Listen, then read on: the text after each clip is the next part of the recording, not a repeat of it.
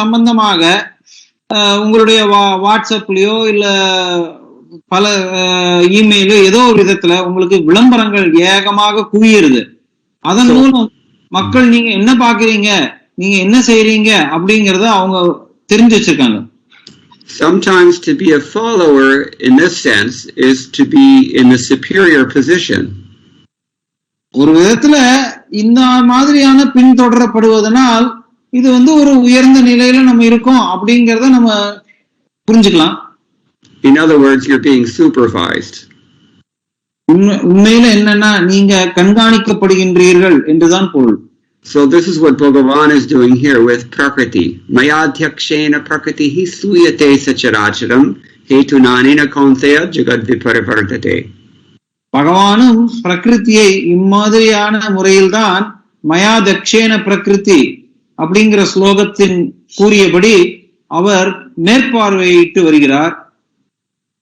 And Sridhar Swami also glosses the term bhuya. It means again, repeatedly, again and again.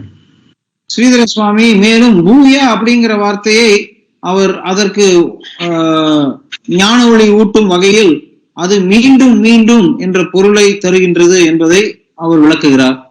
Why again and again? ஏன் மீண்டும் மீண்டும் அவர் பார்க்க வேண்டும்? We're talking about the situation after the creation. படைப்பின் பின்னல்லவா நம்ம பத்தி பேசிக்கிட்டு இருக்கோம்.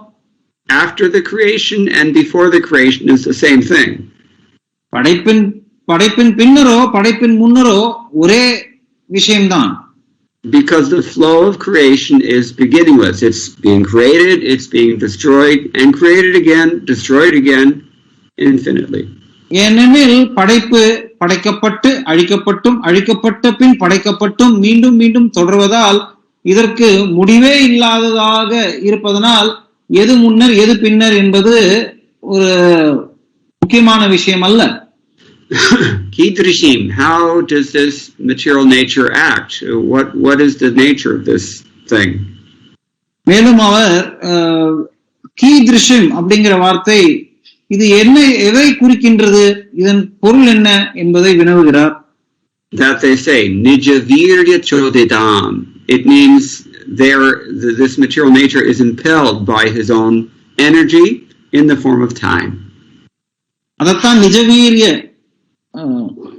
chodidam அப்படின்னு சொல்லப்பட்டிருக்கு. இங்க இவங்க சொல்றாங்க, இந்த அஸ்தினாபுர பெண்கள், அதாவது தன்னுடைய காலம் என்னும் சக்தியின் மூலம் அவர் தொடர்ந்து அனைத்தையும் இழுத்து செல்கிறார் என்று பொருள். Chodana means an injunction, a vidhi, something you have a command, you have to follow.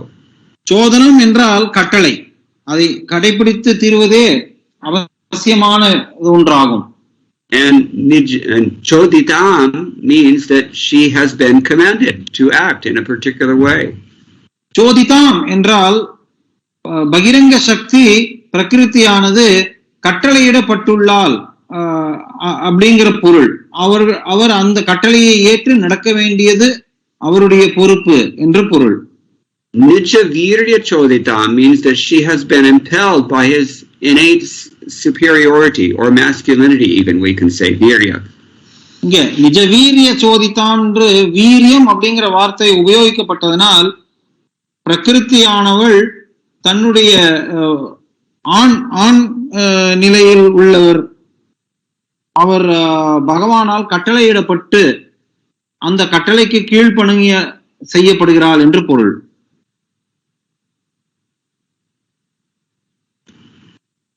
Although Bhagavan is following the material energy, Bhagavan is clearly driving the material energy. இங்கு பகவான் பிரகிருதியை பின்தொடர்ந்து செல்கிறார் என்று கூறப்பட்டாலும் இங்கு பின்தொடர்ந்தவாறே பிரகிருதியை அவர் ஆட்கொள்கிறார், அதாவது வழி நடத்துகிறார் என்றே பொருளாகும். Now Maya on her part is the bewilderer of these part and parcel expansions, the living entities in this world, jivas. இந்த பௌதீக உலகத்தில் உள்ள பகவானின் பகுதி அம்சங்களான ஜீவன்களை பிரமிக்க வைக்கும் சக்தியை கொண்டவளே மாயை. And therefore Sisrikshatin means that she's desiring to create.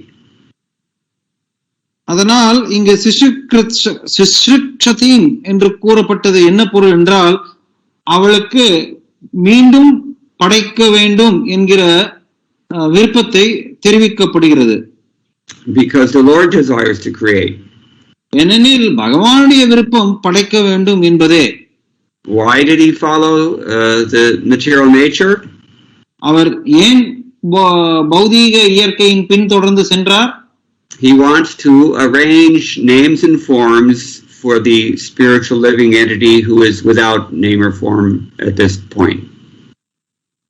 ஆன்மீக ஆத்மாவுக்கு இந்த தருணத்தில் எந்த ஒரு பேரோ உருவமோ இல்லாத பட்சத்தில் அப்படிப்பட்ட ஆன்மீக ஆத்மாக்களுக்கு ஒரு உருவத்தையும் பெயர்களையும் கொடுக்க வேண்டும் என்ற விருப்பமே அதற்கு காரணம். That means the Lord desires to facilitate the enjoyment among all these living beings by creating their various designations and their various natures and programs. எனவே இப்படிப்பட்ட கட்டுண்ட ஆத்மாக்களுக்கு அவர்களுடைய விருப்பப்படி அனுபவிப்பதற்கான வசதிகளை ஏற்படுத்துவதற்காகவே பகவான் பௌதீக படைப்பின் பின் செல்கிறார் என்று பொருளாகும். This is Sridhar Swami's opinion. இது ஸ்ரீதர சுவாமியின் கருத்தாகும். And we can note here that the Lord, since he has nothing to do personally, everything being taken care of by his multi-potencies, therefore he devotes his full time to serving his parts and parcels, in fact. நம்ம இதனால என்ன புரிஞ்சுக்கலாம்னா, பகவான் தனக்கென்று செய்வதற்கு எந்த ஒரு காரியமும் கிடையாது. ஏனெனில் ஒவ்வொரு காரியத்திற்கும் ஒவ்வொரு பிரதிநிதியை நியமித்துள்ளார். அவ்வாறு இருக்கும் பட்சத்தில் தன்னுடைய பகுதி அம்சங்களின் வசதிகளை ஏற்படுத்துவதற்காக அவர் அந்த வேலையில் மட்டுமே ஈடுபட்டுள்ளார் என்று புரிந்து கொள்ளலாம். Therefore he's following the material energy very carefully, supervising everything, because he has already impregnated her with all the jivas, and they have to be manifested now.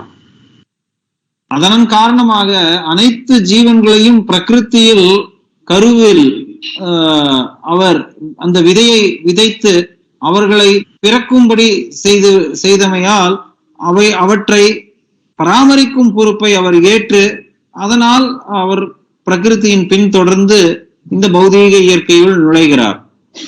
The final thing that Sridhar Swami notes is that these ladies observe that he created the Vedas. Why? In order to arrange or to facilitate the requisite karmas that they contain. So இங்க இந்த ஸ்ரீதர சுவாமி மேலும் அவருடைய வியாக்கியானத்தில் கூறுகையில், இந்த அஸ்தினாபுர பெண்கள் பகவான் ஏன் வேத சாஸ்திரங்களை உண்டாக்க வேண்டும், படைக்க வேண்டும் என்பதற்கான பொருள் விளக்குகையில், இங்கு இருக்கும் அனைத்து கட்டுண்ட ஆத்மாக்களின் விருப்பங்களை சரியான முறையில் பூர்த்தி செய்வதன் பொருட்டே அதற்காக வழிகாட்டியாக சாஸ்திரங்களை அமைத்துள்ளார் என்று கூறுகிறார். The Lord wants to arrange for karmas to happen. Why? குறிப்பா இந்த கட்டுண்ட ஆத்மாக்களின் கர்மாக்கள் நிறைவேற வேண்டும் என்பதற்காகவே வேத சாஸ்திரங்களையும் அவர் படைத்துள்ளார் என்பதற்கு உண்மையான பொருள் என்ன? Because it's not enough to have a name and a form, you have to actually do something also. We're all busy at every moment. We know this. அனைவரும் ஏதாவது ஒரு செயலை செய்து கொண்டே இருக்க வேண்டும் என்னும் பட்சத்தில் ஒரு வெறும் பேரும் உருவமும் இருந்தால் மட்டும் போதாது. Krishna says even for a moment no one is inactive. அதேதான் பகவத்கீதையில கிருஷ்ணர் சொல்றார், ஒரு க்ஷணம் கூட ஒரு பொழுதும் நாம் யாருமே செயலற்றவர்களாக இருக்க முடியாது. Therefore he manifested the shastras. Shastra krita means he's created these shastras. அதனாலே அவர் சாஸ்திர கிருதம், அதாவது சாஸ்திரத்தை படைத்தார் என்பதற்கான பொருள் ஆகும். Now what does the creation of the shastras have to do with the creation of the karma? இப்போ சாஸ்திரங்களை படைப்பதற்கும் கர்மங்களை நிறைவேற்றுவதற்கும் என்ன சம்பந்தம்? So here we can note that action, strictly speaking, means only the pious actions enjoined by the Vedas. அதாவது செயல்கள் என்றால் வேதங்களில் அனுமதிக்கப்பட்ட புண்ணிய செயல்களை மட்டுமே குறிக்கின்றது என்பதை நாம புரிந்து கொள்ளலாம். Otherwise, anything that you may do is not strictly speaking called karma, it's called vikarma or papa. இது இல்லாத பட்சத்தில் நம்ம ஏதாவது போன போக்குல நம்ம ஏதாவது ஒரு செயலை செய்தோம் என்றால் அது உண்மையில் கர்மா என்று அழைக்கப்படுவதில்லை, பாபம் அல்லது விகர்மா என்றே அழைக்கப்படுகிறது. And unless we perform only karma, then we cannot fulfill our desires in this world. There's truly no way to secure happiness for the jivas in this world other than karma, better known as dharma. அதாவது கர்மம் அல்லது அதை காட்டிலும் ஒரு சிறந்த வார்த்தையான தர்மம் என்று அழைக்கப்படும் நம்மளுடைய செயல்கள் நமக்கு புண்ணிய செயல்களின் அடிப்படையில் இருந்தால் ஒழிய மட்டுமே மகிழ்ச்சியை உண்டாக்கும். இல்லாவிடில் நமக்கு ஒரு பொழுதும் நம்மளுடைய மகிழ்ச்சியை விருப்பப்பட்ட செயல்களை நிறைவேற்றவே வாய்ப்பு இல்லை. And the Lord's whole purpose here is to manifest the names, forms, and activities of these conditioned living entities so that they can gradually work out their problems.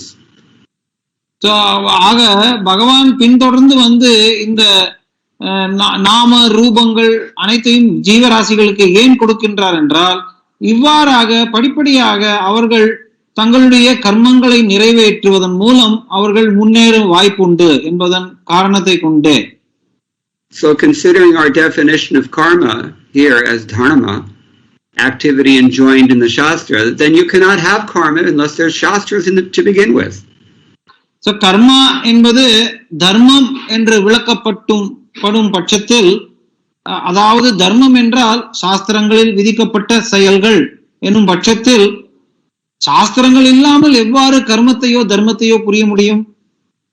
If there's no bonds, there's no bansuri. புல்லாங்குழல் இல்லை என்றால் புல்லாங்குழல் ஓசை இருக்குமா? So, this is Sridhar Swami's commentary. Now, Jiva Goswami does not comment on this verse. இதேதான் இதுவரை கூறியது ஸ்ரீதர சுவாமியின் வியாக்கியானம். ஜீவ கோஸ்வாமி இந்த ஸ்லோகத்திற்கு வியாக்கியானம் அளிக்கவில்லை. But Vishwanath Chakravarti Thakur gives his purport, which is even more elaborate than that of Sridhar Swami. ஆனால் விஸ்வநாத சக்கரவர்த்தி தாக்கூரோ தம்முடைய வியாக்கியானத்தை ஸ்ரீதர சுவாமியின் வியாக்கியானத்தை காட்டிலும் மிகவும் விரிவாக வழங்கியுள்ளார். He said, having already spoken of the Lord's situation during the devastation and before creation, with his unfailing form, qualities, and pastimes, now the women are describing another pastime involving his expansion at the beginning of the creation.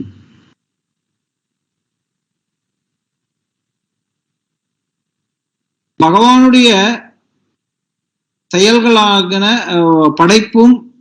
படைப்பிற்கு முன்னும் படைப்பிற்கு பின்னும் என்ன நடக்கும் என்று விளக்கிய பின்னர் பகவானுடைய செயல்கள் படைப்பின் பொழுது என்ன செயல்களை செய்கிறார் என்பதை விளக்குவதாக இங்கு அமைந்துள்ளது என்று விளக்குகிறார்.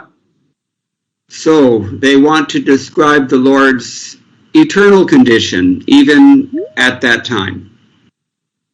அவ்வாறு இருக்கும் பட்சத்திலும் பகவானுடைய நித்திய நிலையை அவர்கள் எடுத்துரைக்க விரும்புகிறார் என்று விளக்குகிறார்.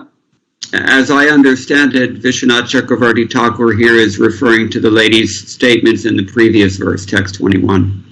அதாவது 21வது ஸ்லோகத்துல இந்த அஸ்தினாபுர பெண்கள் என்ன வாக்கியங்களை கூறினார்களோ அதையே அவர் மேலும் இங்கு விளக்குகிறார் என்பதாக நான் புரிந்து கொண்டுள்ளேன். And now he goes on to say, Mahavishnu manifesting the Vedas at the first moment of his breathing is what we refer to here in the word Shastrakrit. Shastrakrit என்ற வார்த்தைக்கான பொருள் இங்கு என்ன என்று விஸ்வநாத சக்கரவர்த்தி விளக்குகையில், மகாவிஷ்ணு அவருடைய முதல் சுவாச காற்று வெளிவிடும் பொழுது முதலில் அவர் படைத்தது சாஸ்திரத்தையே என்று பொருளாகும். So Vishwanath Chakravarti Thakur brings up the question that we've already raised here, that if this Lord is following Prakriti, then that's a flaw because it shows that he's dependent on Prakriti. நம்ம இந்த ஸ்லோகத்துல முன்னாடியே ஒரு கேள்வியை எழுப்பினோம். அதாவது அவர் பகவான் பிரகிருதியை பின்தொடர்ந்து செல்கிறார் என்றால் அவர் எவ்வாறு பரமபுருஷன் நிலையில் இருக்க முடியும்? And likewise, he points out that this is not the case because of this phrase, Nijavirya Choditam. She's been engaged in activity under his control. அதை சமாதானம் தெரிவிக்கும் வகையில் நிஜவீரிய சோதித்தாம் என்று இங்கு உபயோகிக்கப்பட்டதால் பகவான் பிரகிருதியை பின்தொடர்வதில்லை, பகவான் பிரகிருதிக்கு பின்தொடர்ந்து கட்டளை இடுகிறார், அந்த கட்டளையை பிரகிருதி பின்தொடர்கிறார் என்றே பொருள் என்று விளக்குகிறார். Now all of us, we're under the control of Prakriti. We're being bewildered by that Jiva Maya. நம்முடைய நிலை என்ன? நாம் அனைவரும் ஜீவமாயா என்று அழைக்கப்படும் பிரகிருதியின் கட்டுப்பாட்டினுள் சிக்கியுள்ளோம். And although we are also his energy, நாம் பகவானுடைய சக்தியாக இருந்த பட்சத்திலும் நாம் பிரகிருதியின் கட்டுப்பாட்டில் தான் இருக்கிறோம். but the Lord is the controller of this Maya. ஆனால் பகவானோ இந்த மாயையின் கட்டுப்பாட்டாளர் என்றே பொருள். So he's following Maya or controlling Maya because he desires to make names and forms such as devatas, human beings, animals, etc. for the various jivas.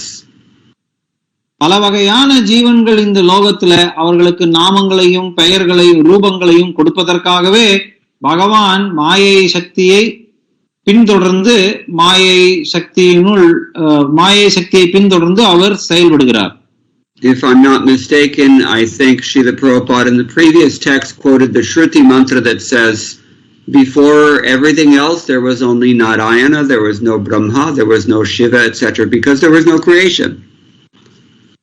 இந்த ஸ்லோகத்திற்கு முந்தைய ஸ்லோகத்தின் பொருளுரையில் பகவான் ஸ்ரீல பிரபுபாதர் பகவான் பிரம்மாவோ சிவனோ படைப்பதற்கு முன்பே அவருடைய நிலை மகாவிஷ்ணுவின் நிலை நிரந்தரமான நிலை என்பதை அவர் விளக்குகிறார். சாஸ்திரத்தின் அடிப்படையில் அவர் அதை விளக்கியுள்ளார். So the names and the forms and the corresponding activities of all the jivas, those are imposed upon the jivas at the time of creation only. இதனால் நமக்கு என்ன புரிய வருதுன்னா, அனைத்து ஜீவன்களின் நாமங்களும் ரூபங்களும் செயல்களும் படைப்பின் பொழுது அவர்கள் மீது அது செயலாக்கப்படுகிறது, அமல்படுத்தப்படுகிறது என்பதையே நாம் புரிந்து கொள்ளலாம். It's like if you have a Macintosh computer, it sleeps. It's dormant. It's not doing anything, but it's still on.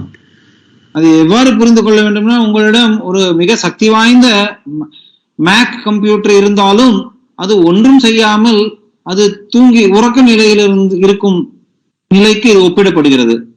So the jivas in the interim period between the creations, they're just in a dormant state. They're sleeping, as it were. அதாவது இரு படைப்புகள், ஒரு படைப்புக்கும் அடுத்த படைப்பிற்கும் மத்தியில் இருக்கும் காலத்தில் ஜீவராசிகள் அனைவரும் உறக்க நிலையில் இருக்கின்றனர் என்றே பொருள். But now, in order to accomplish or instigate performance of karma, jnana, yoga, and bhakti, the Lord has created the scriptures. இந்த கர்ம, ஞான, யோக மற்றும் பக்தி இவற்றின் படிப்படியாக ஒரு ஜீவராசி செயல்பட வேண்டும் என்னும் கருத்தின் காரணமாகவே அவர் சாஸ்திரங்களை படைத்துள்ளார். Not everyone is going to take immediately to bhakti. That is a fact. இதன் உட்பொருள் என்னவென்றால், அனைவரும் பக்திக்கு உடனடியாக அந்த நிலையை ஏற்றுக்கொள்ள மாட்டார் என்றே பொருள். People are simply stubborn and insist on doing only what they want to do. தங்களது பிடிவாதத்தின் காரணமாக மக்கள் தாங்கள் எதை செய்ய விரும்புகிறார்களோ அதை தான் செய்யப்பட முனைவார்கள். For those persons, karma is recommended. அந்த மாதிரியான நபர்களுக்காக கர்மம் பரிந்துரைக்கப்படுகிறது. For persons who are sick and tired of the futility of these repeated karmic engagements, they take to jnana and try to understand what is absolute truth, what is my real self. யாரொருவர் இந்த கர்மத்தின் செயல்களும் விளைவுகளும் ஒரு பயனும் அளிப்பதில்லை என்பதை புரிந்து கொண்டு அதன் மீது வெறுப்படைந்து அதன் காரணமாக அவர்கள் பரம்பொருள்னா என்ன, அதன் அடிப்படை என்ன, நம்மளுடைய உண்மையான நிலை என்ன, அதை தேடி செல்பவர்களுக்கு ஞானப்பாதை பரிந்துரைக்கப்படுகிறது. And various modes of yoga, they combine these two approaches in varying degrees, depending on the process. இந்த கர்ம பாதையும் ஞான பாதையும் பலவிதமான வழிமுறைகளில் கலந்து செய்யப்படும் யோக பயிற்சிகள் மூலம் அவர்கள் யோக பாதையை மேலும் பின்தொடர்கின்றனர். But actually the ultimate fruit of all these engagements is bhakti, which is our eternal constitutional function. ஆனால் இந்த மூன்று செயல்களின் உண்மையான இறுதி பயன் என்னவெனில் அது பக்தியே ஆகும். பக்தி என்பதே நம்மளுடைய நிஜ ரூபம், உண்மையான ஸ்வரூபம் ஆகும். Now Srila Prabhupada in his own purport, he focuses on the two categories of living beings. There are the eternally liberated Nitya.Muktas and the eternally conditioned Nitya.Baddhas. இப்பொழுது ஸ்ரீல பிரபுபாதரின் பொருளை கண்டு பார்க்கும்போது அவர் இருவிதமான ஜீவராசிகளை உள்ளனர் என்று, அதாவது நித்திய முக்தர்களும் நித்திய பத்தர்களும் என்று இரு வகை ஜீவராசிகளை எடுத்துரைக்கின்றார். They don't have to worry about karma and jnana and yoga because they're already perfect. They're eternally situated in bhakti, sarup siddhi. நித்திய முக்தர்கள் கர்மா யோகா ஞானா இதை பற்றி கருத்தில் கொள்ள வேண்டிய அவசியமே இல்லை. ஏனெனில் அவர்கள் ஏற்கனவே ஸ்வரூப சித்தி ஆன நித்திய சித்தி நிலையை அடைந்துள்ளனர். Generally, they don't even leave the spiritual world. உண்மையில அவர்கள் ஆன்மீக உலகை கூட விட்டு வருவதில்லை. But the Nitya.Baddhas are a different thing. ஆனால் நித்திய பக்தர்களோ வேறு வகைப்பட்டவர்கள். So Srila Prabhupada is therefore talking mostly about the Nitya.Baddhas. அதனால்தான் நித்திய பக்தர்களை பற்றியே இந்த பொருளுரையில் பெரும்பாலும் பிரபுபாதர் விளக்குகிறார். And we Nitya.Baddhas, we're all entrusted to the external energy for rectification of our rebellious attitude. நாம் அனைவரும் நித்திய பக்தர்கள் என்ற காரணத்தினால் பகவானின் பகிரங்க சக்தியான மாயையிடம் ஒப்படைக்கப்பட்டுள்ளோம். ஏனெனில் மாயையின் சக்தியின் மூலம் நம்மளுடைய பிடிவாத குணத்தை சரி செய்வதற்காக அது ஒரு வாய்ப்பை அளிக்கின்றது. At every step we forget our eternal relationship with the Lord, and therefore we do so many non-sanguine things. நாம் செய்யும் செயல்கள் ஒவ்வொன்றிலும் பகவானின் பகுதி அம்சங்கள் நாம் என்பதை மறந்து விடுவதனாலேயே நாம் பலவிதமான தவறுகளையும் பிரச்சனைகளுக்கும் உள்ளாகுகிறோம். And therefore it said we are bewildered by the illusory energy. அதன் காரணமாக தான் நாம் மாயை சக்தியினால் மயங்கி உள்ளோம் என்று கூறப்பட்டுள்ளது இங்கு. And we're very busy, absorbed in making plans for exploiting this material world to become happy. நாம் ரொம்ப, அதாவது எப்படியாவது இந்த பௌதீக உலகத்தில் இன்பத்தை அடைய வேண்டும் என்னும் காரணத்தினால் அதற்கான திட்டங்களை மிக தீட்டுவதிலேயே நம்மளுடைய முழு நேரத்தையும் கவனத்தையும் செலுத்தி வருகிறோம். Here Srila Prabhupada writes, they go on merrily with their plans, but by the will of the Lord, both the plans and the plan makers are all annihilated at a certain point. இங்க பிரபுபாதர் மிக அருமையாக அதை விளக்குகிறார். இவ்வாறு இப்படிப்பட்ட நபர்கள் பல விதமான திட்டங்களையும் தீட்டுகின்றனர். ஆனால் இறுதியில் ஒரு குறிப்பிட்ட நேரத்தில் திட்டங்களோடு திட்டம் தீட்டுபவரும் அழிக்கப்படுகின்றார் என்பதே உண்மையாகும் என்று பிரபுபாதர் எடுத்துரைக்கிறார். And Srila Prabhupada is paraphrasing Bhagavad Gita here, 9.7. பகவத்கீதையின் 9வது அத்தியாயத்தின் 7வது ஸ்லோகத்தையே அவர் இங்கு எடுத்துரைக்கின்றார். Sarva bhutani kaunteya prakriti yanti mamikam kalpakshay punastani kalpadau visrajamyaham. That means that all these living entities, O son of Kunti, they're situated in Prakriti, my Prakriti, and at the end of this kalpa, they're again annihilated, and at the beginning of a new kalpa, they're again created. இதனுடைய பொருள் என்னவெனில், குந்தியின் மகனே, ஒவ்வொரு யுகத்தின் இறுதியிலும் அனைத்து பௌதீக படைப்புகளும் என்னுடைய இயற்கையில் ஐக்கியமாகுகின்றன. அடுத்த யுகத்தின் அடுத்த படைப்பின் துவக்கத்தில் அவை அனைத்தும் வெளியே வருகின்றன. என்னுடைய சக்தியின் காரணமாக அவற்றை நான் படைக்கின்றேன். And Srila Prabhupada writes here, because we are forgetful of our sweet relation, we are therefore given a chance again and again to get rid of this external delusion of ours. அதாவது இங்க பிரபுபாதர் மிக அருமையாக விளக்குறது என்னன்னா, நாம பகவானோட ஒரு மகிழ்ச்சிகரமான உண்மையான அன்பு இருப்பதன் காரணமாகவே நமக்கு மீண்டும் மீண்டும் தவறை திருத்திக் கொள்வதற்கான வாய்ப்புகள் கொடுக்கப்படுகின்றது. Again and again, because we always blow it. மீண்டும் மீண்டும் ஏன் கூறுகிறார்? ஏனெனில் நாம் எப்பொழுதும் கிடைத்த வாய்ப்பை நழுவ விட்டே கொண்டிருக்கிறோம். We always forget, and therefore we do the wrong thing. நம்ம எப்பொழுதுமே மறந்து விடுகிறோம், அதனால தவறுகளை தவறாகவே மீண்டும் மீண்டும் செய்கின்றோம். Therefore, chodana hona chahiye. You have to have some rules and regulations. That's very much easier. If you know that you can follow this, you can't do that. இதன் காரணமாகவே நமக்கு விதிகள் தேவை. எதை செய்ய வேண்டும், எதை செய்யக்கூடாது என்று தெளிவான விதிகள் இருக்கும் பட்சத்தில் நாம் நம்மை திருத்திக் கொள்வதற்கான வாய்ப்பு அங்கு உண்டு. We may be so forgetful, but we generally don't forget rules that are very clearly imposed upon us. நம்ம பொதுவா மறதிகள் அதிகமாக இருக்கலாம், ஆனால் கட்டாயமாக விதிக்கப்பட்ட விதிகளை நாம் மறப்பது அவ்வளவு சுலபம் அல்ல. Therefore it's called Shastra. அதனால்தான் அதற்கு பெயர் சாஸ்திரம் என்று அழைக்கப்படுகிறது. The word is derived from the shastatu, which means to beat, to chastise. சாஸ்திரம் என்பது சஸ்திராஸ்து, அதாவது சஸ்திரம், அதாவது நம்மளை கண்டிக்கும் ஒரு கருவி, தண்டிக்கும் கருவி, அதன் வார்த்தையிலிருந்து வந்தது. Just like a dog or a monkey, they understand what a stick means. They don't, you can't reason with them in any other way, but stick, they know that. ஒரு குரங்குக்கோ ஒரு நாய்க்கோ குச்சியை காமிச்சா அது புரிந்துக்கும். அதை வேறு விதமாக நீங்க அதுகிட்ட சமாதானம் பேசி சமாதானமான முறையில அதை நீங்க சரிப்படுத்த முடியாது. வழி. Dogs are a little more fortunate. அந்த விதத்துல நாய்கள் கொஞ்சம் பாக்கியசாலிகள் தான்.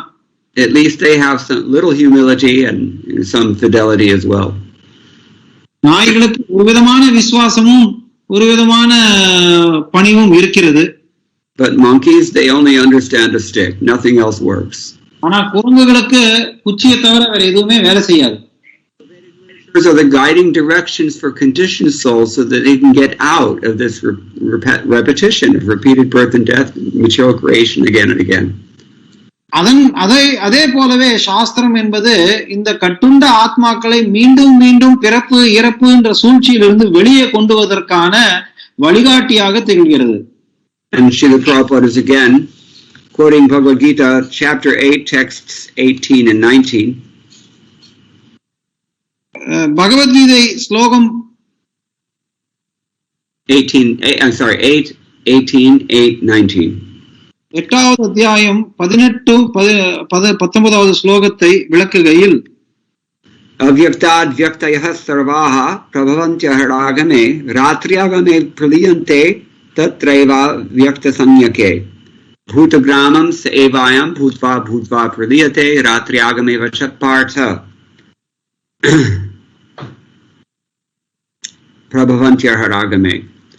So this creation is again and again manifested, and again at the end of Brahma's day it is annihilated. This is what we're discussing.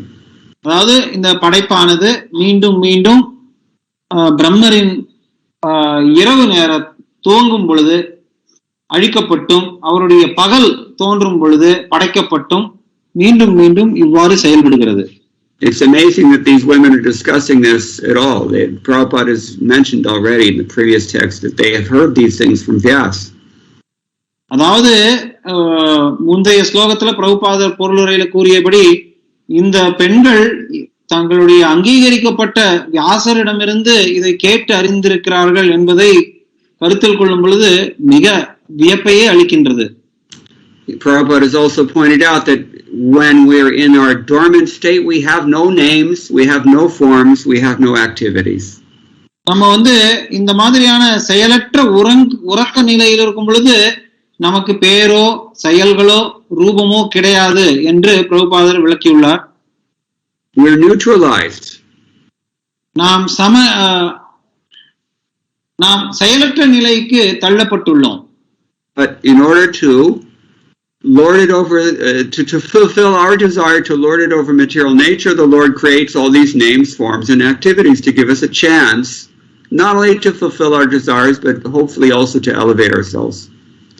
நம்மளுடைய விருப்பங்களை பூர்த்தி செய்யும் பொருட்டே பகவான் நமக்கு நாமங்களையும் ரூபங்களையும் கொடுக்கிறார். அதன் காரணம் ஒன்று நம்மளுடைய விருப்பங்களை பூர்த்தி செய்து கொள்ளலாம். ஆனால் மற்றொன்று அதையும் தாண்டி நம்மளுடைய நிலையை மேலோங்கி உயர்த்தி கொள்ள வாய்ப்பும் அது அளிக்கும் என்பதன் காரணமே. And we unfortunately miss this chance and we simply become intoxicated, infatuated, inebriated with all these false names and forms. ஆனால் நாமோ இந்த மாதிரியான நாமங்களையும் ரூபங்களையும் அடையாளங்களையும் தவறான விதத்தில் புரிந்து கொண்டு அதில் பிரமித்து அதில் மூழ்கி நமக்கு கொடுக்கப்பட்ட உயர்ந்த நிலைக்கு அடையும் வாய்ப்பை நாம் கெடுத்து விடுகிறோம். And Prabhupada calls these so many different isms. இதைத்தான் பிரபுபாதர்கள் பலவிதமான பௌதீக கொள்கைகள் என்று விளக்குகிறார். He particularly mentions nationalism in this purport. இந்த குறிப்பிட்ட பொருளுரையில் அவர் தேசியவாதம் என்று பலவிதமான வாதங்களுள் அது ஒரு வாதம் என்று முன்வைக்கிறார். This purport was written well over half a century ago, about 70 years ago. கிட்டத்தட்ட 70 ஆண்டுகளுக்கு முன்பு இந்த பொருளுரை எழுதப்பட்டது. Nowadays nobody even has any nationalism. They don't care about anything. இன்றைய தினத்தில் தேசியவாதம் என்பதை பற்றி யாரும் கருத்தில் கொள்வதாக தெரியவில்லை, பொருட்படுத்துவதே இல்லை. We're just mad after our own personal sense gratification. நம்மளுடைய சொந்த புலனின்பத்திற்கு மட்டுமே நாம் பித்து பிடித்து திரிகின்றோம். If we have any attachment or identification with these isms such as communism or feminism or nationalism or whatever, then it's only to exploit for our own sense gratification. அப்படியே தேசியவாதம், பெண் உரிமைவாதம், இல்ல சுயேட்சை சமூகவாதம், இந்த மாதிரி பலவிதமான வாதங்கள் அடிப்படையில் நமக்கு ஏதாவது ஒரு கருத்து, ஏதாவது ஒரு ஈடுபாடு இருந்தாலும் அது நம்மளுடைய சொந்த புலனின்பத்தை பூர்த்தி கொள்ளும் சுயநலவாதமாகவே திகழ்கின்றது.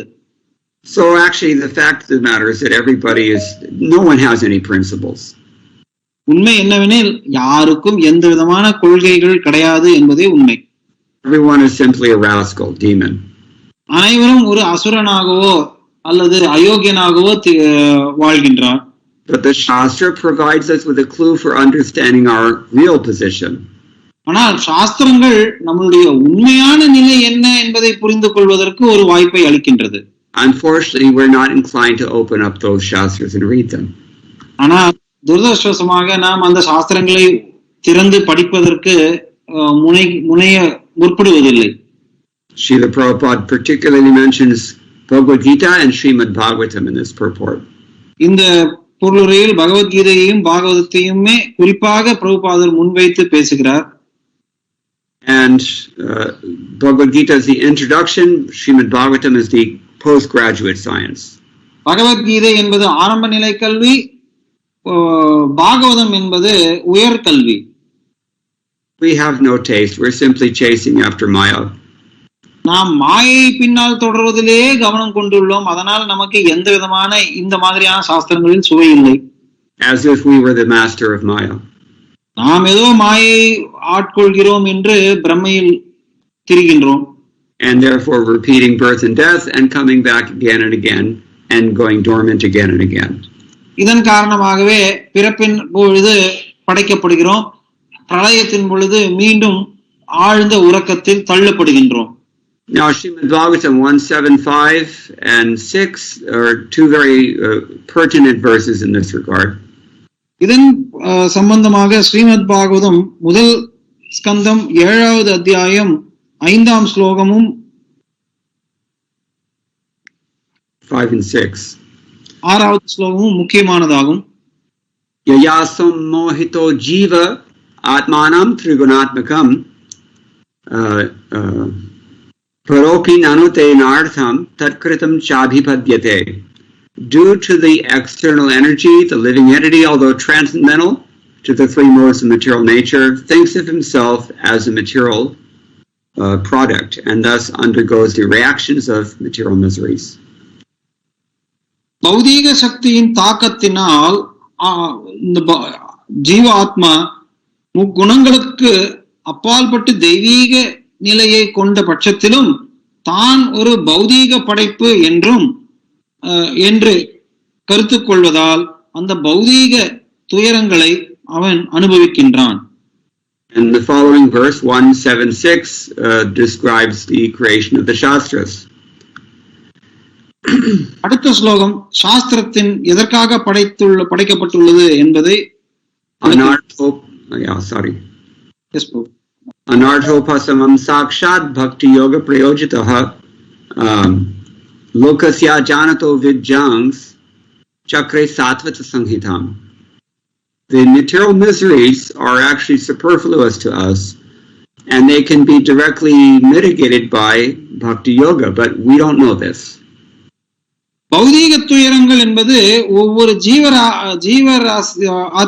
ஜீவாத்மாவுக்கு சம்பந்தமற்ற விஷயம் என்ற போதிலும் அதை உணர்வது பகவானுடன் மேற்கொள்ளப்படும் பக்தி யோக வழிமுறையே ஆகும்.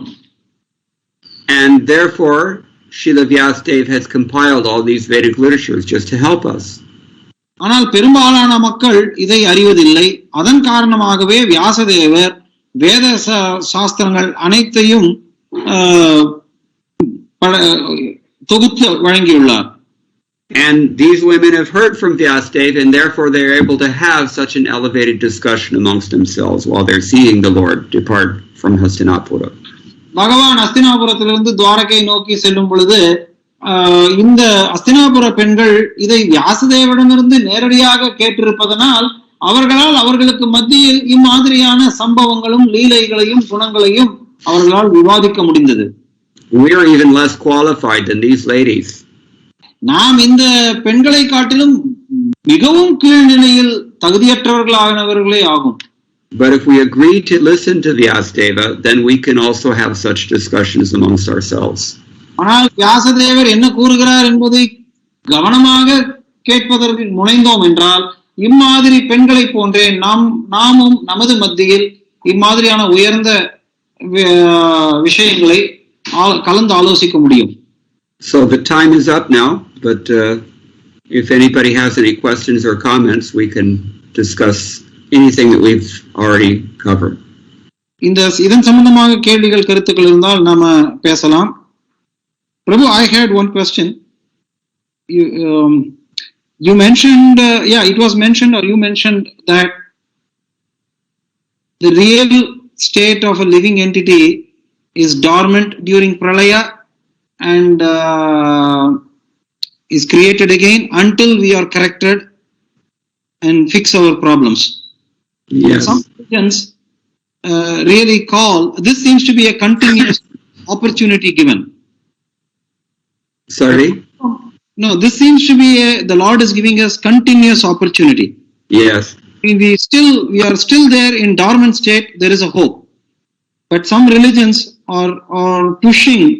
Mostly the Abrahamic religions push you either believe or you burn in hell forever without what is the reason for this kind of what is their intention to impart a lesson by giving such a threatening situation?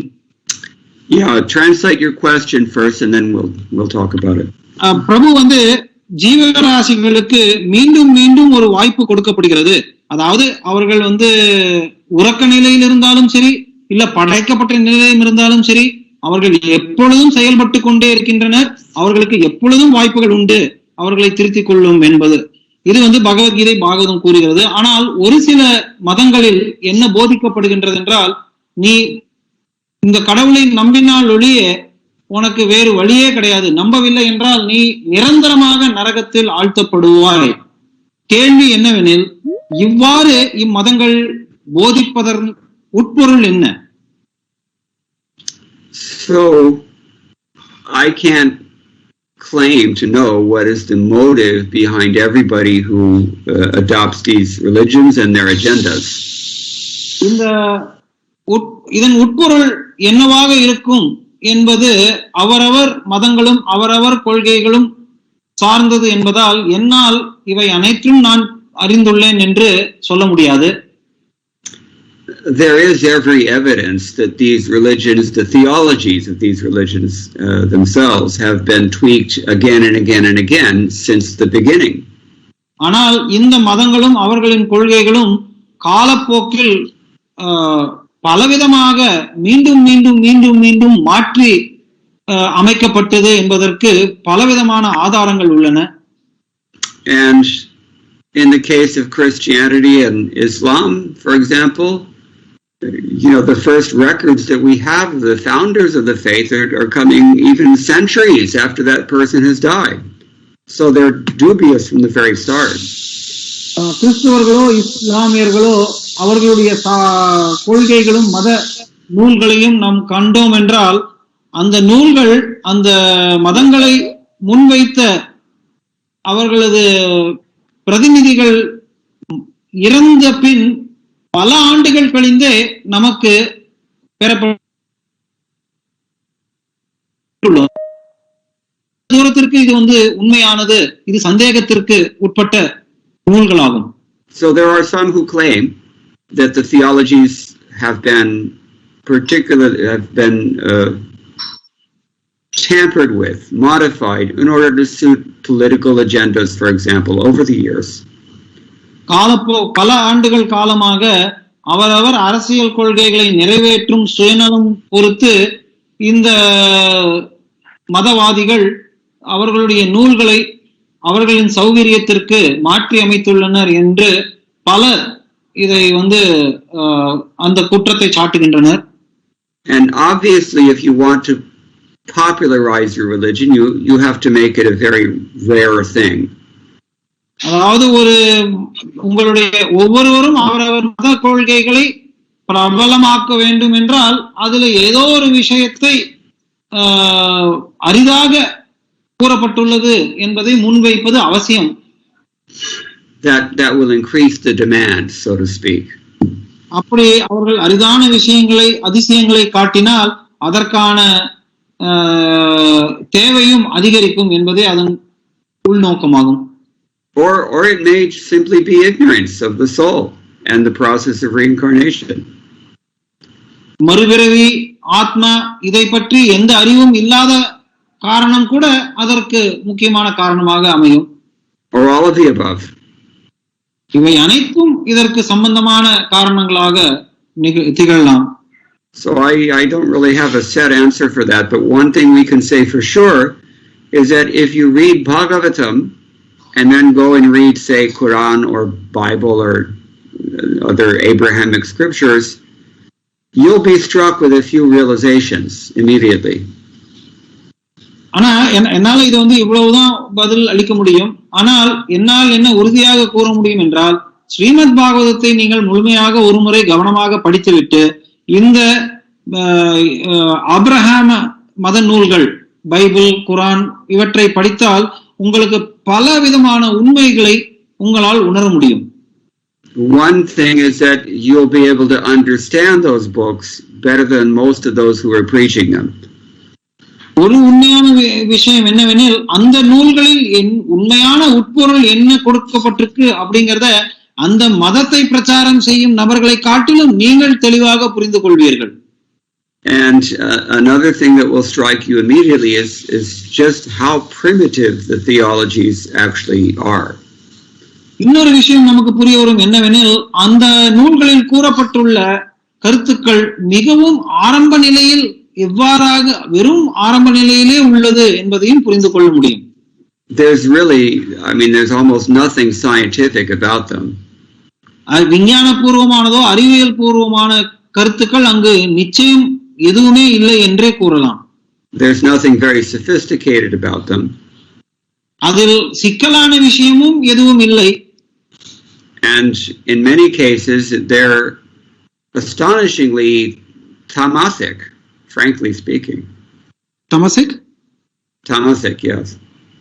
பெரும்பாலான சம்பவங்களும் அங்கு கொடுக்கப்பட்ட கோட்பாடுகளும் தமோ குணத்தையே அடிப்படையாக கொண்டுள்ளது என்பதையும் நாம் உணர்வோம்.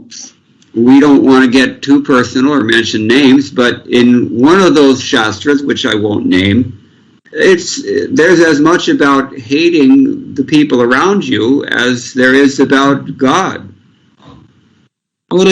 ஒரு சில சாஸ்திரங்கள் இருக்கு, அந்த மாதிரியான சாஸ்திரங்கள், அதை நான் பெயர் சொல்ல விரும்பவில்லை. ஆனால் அதில் என்ன கூறப்பட்டுள்ளதுனோ, பகவானை எப்படி நீங்கள் வெறுப்பீர்களோ அதோட அதிகமாக அந்த அளவுக்கு மக்களையும் வெறுப்பதற்கான கருத்துக்கள் அங்கு கொடுக்கப்பட்டுள்ளது. And so in that sense, it's really not very difficult to extrapolate just where all of the violence that characterizes these religions comes from. இம்மாதிரியான மதங்களில் பெரும்பாலான தீவிரவாதமும் ஹிம்சைகளும் மேற்கொள்ளப்படுவது ஏன் என்பதை அந்த நூல்களில் படிக்கும் பொழுது நாம் புரிந்து கொள்ள முடிகிறது. On the other hand, by contrast, Srimad Bhagavatam is explicitly intended for an audience of Paramahamsas. So its character is so much more elevated. ஆனால் அதற்கு முற்றிலும் மாறுபடியாக, முற்றிலும் மாறான விதத்தில் ஸ்ரீமத் பாகவதம் பரமஹம்சர்கள் என்று அழைக்கப்படும் மிக உயர்ந்த நிலையில் இருக்கும் மக்களின் திருப்திக்காகவே, அவர்களின் இன்பத்திற்காகவே அது வழங்கப்பட்டுள்ளது என்பதை நாம் புரிந்து கொள்ளலாம். One cannot expect to find such, what do I want to say, sublime wisdom as we see in the Srimad Bhagavatam in a scripture meant for a society in which you have to prohibit people from sleeping with their mothers, for example. ஒரு தாயோடு நீ உடலுறவு கொள்ளக்கூடாது என்று ஒரு விதிகளை, அம்மாதிரியான விதிகளை கூறும் மத நூல்களில் ஸ்ரீமத் பாகவதம் போன்று மிக உயர்ந்த உன்னத கருத்துக்களை நாம் எதிர்பார்ப்பது முறையானது இல்லை. அதே சமயத்தில் அதை நம்மால் எதிர்பார்க்கவும் முடியாது. Jesus Christ felt constrained to give his 10 commandments, one of which is don't kill each other. Jesus கிறிஸ்டும் தம்முடைய 10 கோட்பாடுகளை கொடுக்கும் பொழுது அதில் ஒரு கோட்பாடாக நீ உன்னுடைய நபர்களையும் உனக்கு மத்தியில் இருக்கும் வாழ்பவர்களையும் கொல்லாமல் இருப்பாயாக என்று கூறியுள்ளார். And the response was that they killed him. அதனுடைய விளைவு என்ன? அவர்கள் ஜீசஸை கொன்று விட்டனர். So that brings to mind another thing which he said, which is that you should not cast pearls before swine. I didn't get it, obviously. You understand? What is that? You cannot. Prabhupada says the same thing. He says that hogs who are accustomed to eating stool in the gutter, you cannot expect that they'll find halwa to be very attractive. Jesus Christ அதனால்தான் ஒரு விஷயத்தை கூறினார். அதே பிரபுபாதரும் சொன்னார்.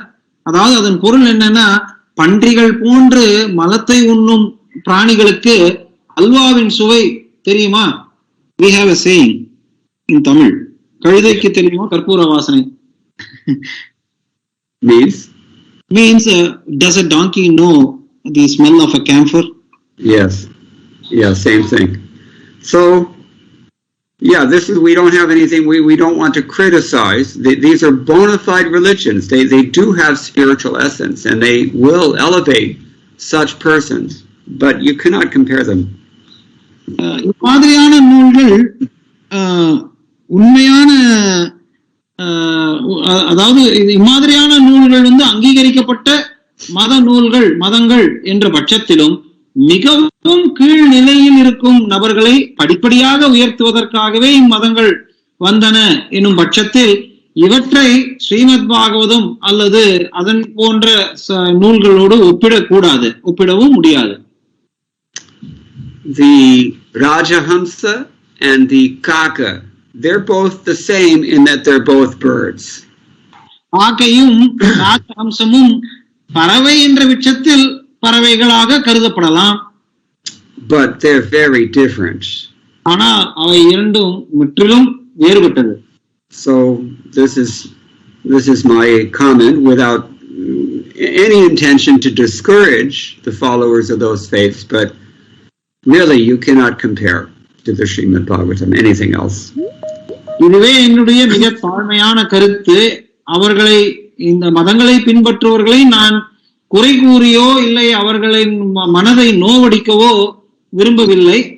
இருப்பினும் இந்த மாதிரியான மதங்களும் நூல்களும் ஸ்ரீமத் பாகவதத்தோடு நம்மால் ஒப்பிட்டு பார்க்கவே முடியாது. And just to drive home this point, that these other religions also have essential worth, we should remind ourselves that there are followers of these religions who are better at following those religions than we are at following ours. அதே சமயத்தில் இந்த கருத்தை வலியுறுத்தும் வகையிலே இன்னொரு கருத்து என்னவெனில், இம்மாதிரியான கீழ்நிலையில் இருக்கும் மதங்களை பின்பற்றுவோர் அவர்களது மதங்களை மிக நேர்த்தியாக கடைபிடித்து வருகின்றனர். ஆனால் நாம் உயர்ந்த நூல்களை வைத்திருந்த போதிலும் அதை நாம் சரியாக முறையாக அவர்களை போன்று பின்பற்றுவதில்லை என்பதையும் நாம் கருத்தில் கொள்ள வேண்டும். And after all, someone who can't appreciate the truth in another's religion probably cannot appreciate the truth in his own either. அதே சமயத்தில் மற்ற மதங்களில் இருக்கும் சிறப்பம்சங்களை கண்டறிய முடியாத நபர்களால் அவர்களிடம் இருக்கும் நல்ல விஷயங்களில் அவர்களின் நூல்களில் இருக்கும் நல்ல விஷயங்களையும் கண்டறிய முடியாதே என்பது பொருளாகும். I don't know if that's answering your question, but that's what I have to say. இந்த கேள்விக்கு இதுதான் சரியான விடையா என்பது என்னால் கூற முடியாத பட்சத்திலும் இதுவே என்னுடைய கருத்தாகும். Yes, Prabhu, I think that was what I wanted to clarify from you, Prabhu. Okay, anything else before we adjourn? Kishori Priya Mataji has a question and it's 9:20, 20 minutes past our time. Yeah, let's be quick and then finish up with this one. Yes, Mataji. Hare Krishna, Prabhupada. So my question was related to the point that Krishna gives us names and forms to fulfill our desires. And at the same time, our dharma is to go back to Godhead. So it's almost like giving us toys to entertain ourselves, keeping us engaged and forget our dharma. So why does he do that? And he gives us the shastras too, but we are so busy entertaining ourselves that we don't, we find it difficult to obey the shastras. So why is the situation this way? Yeah. Translate the question. சுருக்கமா மாதாஜி கேள்வி நம்மளுடைய வகுப்புல முன்னாடியே கேட்கப்பட்டது. பகவான் நம்மை ஏன் இவ்வாறு இங்கு படைத்து நாமத்தையும் ரூபத்தையும் கொடுத்து அதே சமயத்துல நம்மளுடைய தர்மம் என்னவெனில் பகவானிடம் திரும்பி செல்வதே தர்மமாக இருக்கும் பட்சத்தில் அவர் ஏன் இவ்வாறு படைத்து நம்ம கையில எல்லா உபகரணங்களையும் கொடுத்து நம்மள தவறு செய்ய வச்சு நம்ம அதுக்கு ஏன் வாய்ப்பை கொடுக்கணும்? What's he supposed to do? அப்படி செய்யலைன்னா பகவான் என்ன செய்யணும் நீங்க நினைக்கிறீங்க? Our attitudes are stubborn and childish. நாம் குழந்தைத்தனமாக பிடிவாதம் பிடிக்கிறோம். So he treats us like children. நம்மளை குழந்தைகள் போலவே அவர் நடத்த வேண்டியதாக இருக்கு. We will kick and scream until we get what we want. So what's he supposed to do? நம்ம நமக்கு வேண்டியது கிடைக்காத வரைக்கும் கத்தி கதறுவோம். அப்போ அவர் என்னதான் செய்வார்? A very clever mother will give the child something to occupy that child's attention, something that the child is attracted to, but not injurious. ஒரு புத்திசாலியான தாய் என்ன செய்வா, அந்த குழந்தைக்கு என்ன தேவை விருப்பப்படுறதோ அதை கொடுப்பா. ஆனா அதே சமயத்துல அந்த குழந்தைக்கு அது அபாயம் என்றால் அதை நிச்சயம் கொடுக்க மாட்டான். The example is often given of medicine, just like when you take, for children, they make children's cough syrup. It's always sweet, always. ஒரு மருந்து கொடுக்கிறோம் குழந்தைக்கு, குழந்தையுடைய இருமல் மாத்திரை மருந்து எப்படி இருக்கு, எப்பொழுதும் இனிப்பாக தான் இருக்கும். அது The sugar is not medicinal. சர்க்கரை மருத்துவ வாய்ப்பு கொண்டது கிடையாது. If anything, it's harmful. சொல்ல போனா அது வந்து அபாயகரமானது. Especially when you're sick. குறிப்பாக நம்ம உடம்பு சரியில்லாத பொழுது சர்க்கரை நமக்கு விஷமாகும். But it's understood they're not going to take it unless it's sweet, period. ஆனால் நமக்கு தெரியும் குழந்தைகள் இனிப்பு இல்ல அப்படின்னா அதை அவங்க முழுங்க மாட்டாங்க. அது நிச்சயம் அப்படிதான் அவங்க இருப்பாங்க. This is the logic. The Lord is kind. He doesn't subject us to tortuous process. He makes an easy process, but he constantly encourages us to try to elevate ourselves. இதன் உட்பொருள் என்னவெனில் அவர் கருணை வாய்ந்தவர். அவர் நம்மளை போட்டு கொடூரமா தண்டனை கொடுத்து வழி நடத்துகிறது கிடையாது. மிக கருணையோடு நமக்கு படிப்படியாக நம்மளே மேல் வருவதற்கு வாய்ப்பு கொடுக்கிறார். And if we strictly stick to the path of dharma, that is to say karma, then we will be elevated, but very gradually.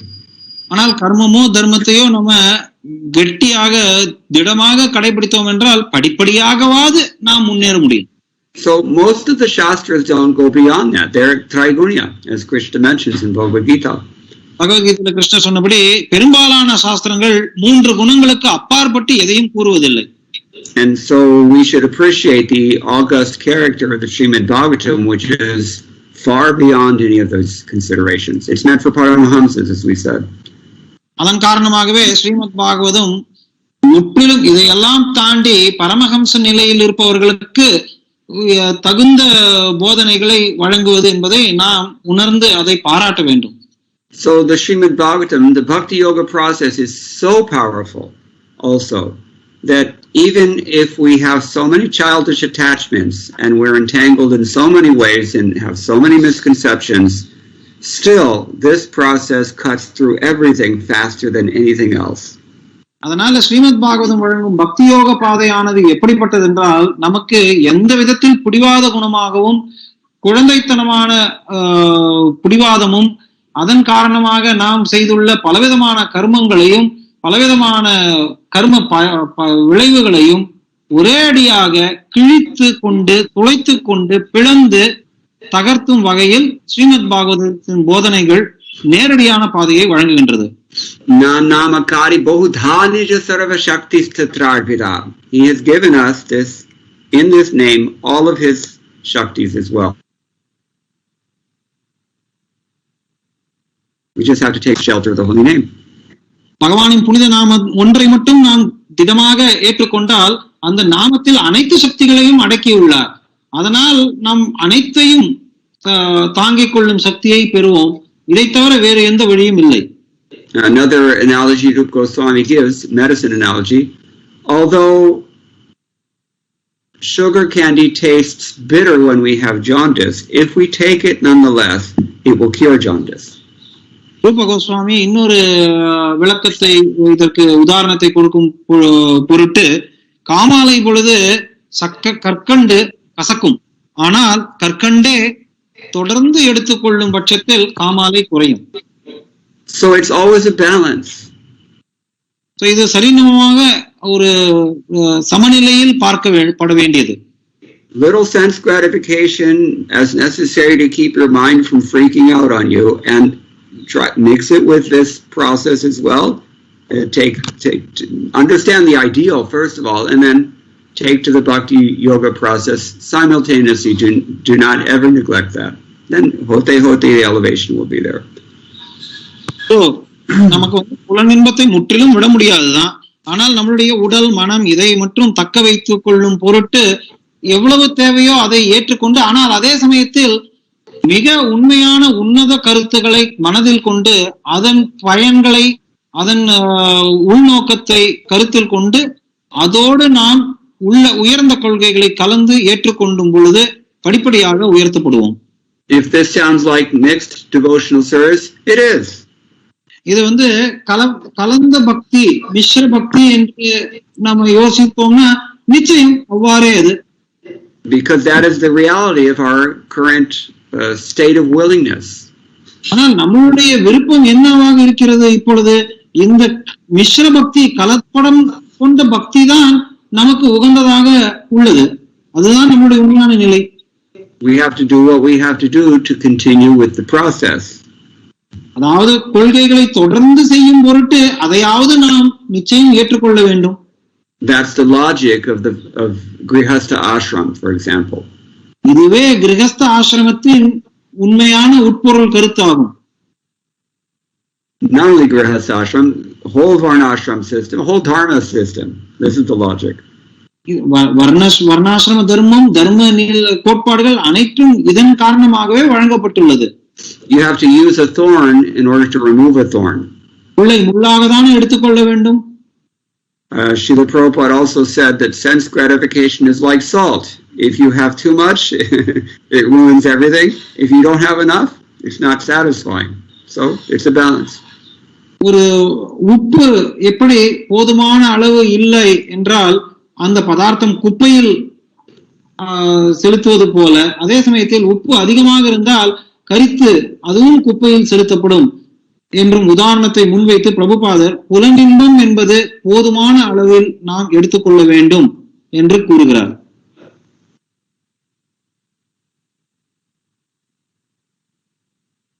Oh, we lost connection.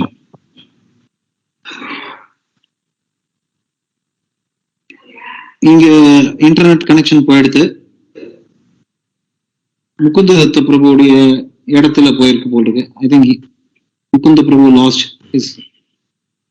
Hare Krishna Prabhu. Okay, I'm not hearing you. I don't know if you're hearing me. Now, yes. But we lost you again. Yeah, we have intermittent connection with you, Prabhu.